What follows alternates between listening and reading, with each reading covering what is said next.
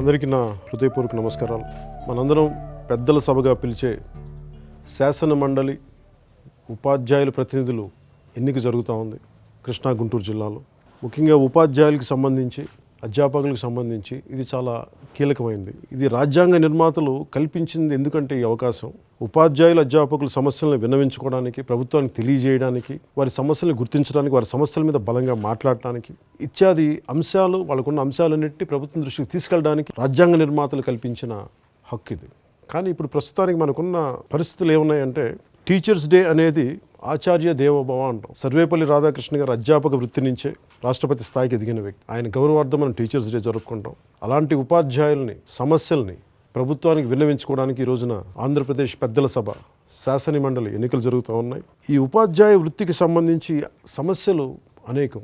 వాటిలో చాలా ముఖ్యమైనది వారి పిఆర్సీ కమిషన్ ఇప్పుడు దాకా రివైజ్ అవ్వాలి. గత 5 సంవత్సరాలుగా మా పిఆర్సీని రివైజ్ చేయండి అని ఎన్ని విధాలుగా కోరినా కూడా గత ప్రభుత్వం స్పందించలేదు. అలాగే ఈ ప్రభుత్వం 2.5 ఏళ్ళైనా స్పందించలేదు. 5 సంవత్సరాలుగా పెండింగ్లో ఉంది. అలాగే ప్రతి సంవత్సరానికి వారి కరువు బత్యం కింద 2 సార్లు డిఏ పెరగాల్సి ఉంది. 5 విడతలు పెండింగ్లో ఉండిపోయింది. ఇలాంటి కరోనా సమయంలో, ఇలాంటి కష్టతరమైన పరిస్థితుల్లో కూడా వాళ్ళకి ఏమాత్రం అండగా ఈ వైసీపీ ప్రభుత్వం లేదు.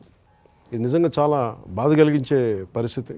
ఈ ఉపాధ్యాయులు, ఈ పిఆర్సీ, ఈ డిఎల్ సమస్యతో పాటు బదిలీలు అనేది చాలా కీలకమైంది, చాలా కష్టమైంది. అంటే కుటుంబాన్ని ఒక చోట వదిలేసి వీళ్ళు ఇంకొక చోట ఉద్యోగాలు చేయడం, వేరే జిల్లాలో ఉద్యోగాలు చేయటం, మానవతా దృక్పథంతో కానీ, కుటుంబ అవసరాలు, కుటుంబ సమస్యల దృష్ట్యా కొంచెం మా బదిలీల మీద కొంత మానవతా దృష్టి పెట్టండి అని అన్నా కానీ ఏ ప్రభుత్వం వాటి మీద ఒక సరైన విధి విధానాలు తీసుకోలేదు.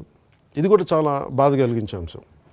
అలాగే ఉపాధ్యాయ వృత్తులు, అధ్యాపక వృత్తులు నిర్వర్తిస్తున్న ప్రతి ఒక్కరు కూడా మనందరికీ తెలిసింది, వారు ఎన్నికల విధులు నిర్వర్తిస్తుంటారు. కొత్త జనాభా లెక్కలు కూడా వారే ముందుండి తీసుకెళ్తారు. అంటే ఒక టీచర్లు అధ్యాపక వృత్తితో పాటు ఆ విధులే కాకుండా వాళ్ళకి ఉండేది ఖచ్చితంగా మిగతా విధులు కూడా వాళ్ళకి అదనపు భారంగా పడుతూ ఉంటుంది. ఇది మనం అర్థం చేసుకోగలం. కానీ వచ్చిన ప్రతి ప్రభుత్వం కూడా ప్రభుత్వ పథకాలకు కూడా మీరే బాధ్యత వహించాలని చెప్పి, ఉదాహరణకి వైసీపీ ప్రభుత్వం నాడు నేడు అమ్మ ఒడి అని చెప్పే బాధ్యతలను కూడా వారి భుజాలపైన మోపి వారిని మరింత వంగిపోయేలా చేసిన పరిస్థితి. ఏ స్థాయికి వెళ్ళిపోయింది వైసీపీ ప్రభుత్వం అంటానికి, సరస్వతి నమస్తుభ్యం అని చెప్పి పిల్లల చేత సరస్వతి స్తోత్రం, సరస్వతి పాఠాలు చెప్పే అధ్యాపకుల నుంచి బ్రాందీ షాపుల్లో పద్దులు రాసే పనులకి, తాగడానికి మందు కొనుక్కోటే వచ్చే వాళ్ళని సరిదిద్దడానికి లైన్లో కూడా వాచ్మెన్లా నిలబెట్టే పరిస్థితి వచ్చింది. ఈ రోజున వైసీపీ ప్రభుత్వం చేస్తున్న విధానం అలా ఉంది. ఇలాంటి సమస్యలు కోకొల్లలుగా ఉన్నాయి టీచర్స్కి సంబంధించి. ఇది ఎక్కడోసారి మారాలి. వీళ్ళకి బలమైన గొంతు శాసన మండలిలో రావాలి. దానికి తగ్గట్టుగానే మా జనసేన నాయకులందరూ, కృష్ణా గుంటూరు జిల్లా జనసేన నాయకులందరూ నా దగ్గరికి వచ్చి గాదే వెంకటేశ్వరరావు గారిని వారు నిలబడుతున్నారు, మేమందరం మద్దతు ప్రకటిస్తున్నాం, మీరు కూడా మద్దతు ప్రకటించండి అంటే ఖచ్చితంగా నేను వారికి, ఆయన చాలా సుప్రసిద్ధ లాయర్, ఆయన ప్రజల కష్టాల్లో ఉండే వ్యక్తి, ఇప్పుడు ఏ సమస్య ఉన్నా కానీ రాత్రి పగలు లేకుండా ప్రతి ఒక్కరికి అండగా ఉండే వ్యక్తి, కుల మతాలకు అతీతంగా నిలబడే వ్యక్తి, అలాగే టీచర్ల సమస్యలను క్షుణ్ణంగా అర్థం చేసుకున్న వ్యక్తి.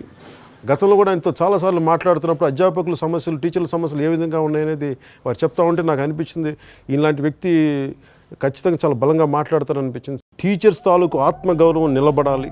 ఆ నిలబడే విధంగా గాదే వెంకటేశ్వరరావు గారు మాట్లాడాలి. శాసన మండలికి ఎన్నికయ్యి ఇంకెప్పుడు కూడా ఏ టీచర్ కానీ, ఏ అధ్యాపకులు కానీ ఆత్మగౌరవం భంగం వాటిల్లకుండా నిలబడేలా వ్యక్తులు కావాలి.